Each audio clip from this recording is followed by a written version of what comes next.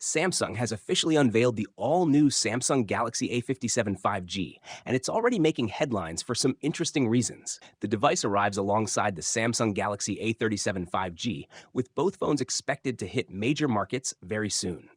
But what really stands out here is not just the hardware, it's the software experience right out of the box.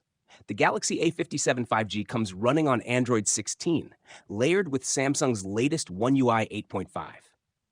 This new version introduces what Samsung calls an ambient design, focusing on smoother animations, better responsiveness, and an overall more refined user experience. Now, here's where things get interesting. Samsung has already started pushing the very first software update to the Galaxy A57, even before it's widely available to the public. The update carries the build number A576BXU1AZC2 and has been spotted in several regions, including Australia, Brazil, Egypt, Saudi Arabia, and Singapore. And yes, the phone supports seamless updates.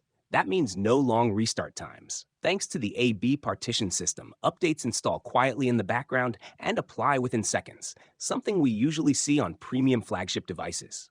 However, there's a small catch. Despite launching in April, the device is reportedly running a January 2026 security patch.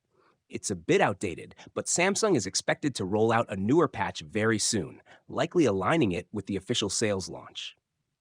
From what it looks like, this first update is more focused on optimizing performance and stability for early users, like reviewers and tech enthusiasts, rather than bringing major user-facing changes. Looking ahead, Samsung is also expected to update its software support roadmap. Devices like the Galaxy A57 may soon fall under a more frequent update cycle, possibly even monthly security updates.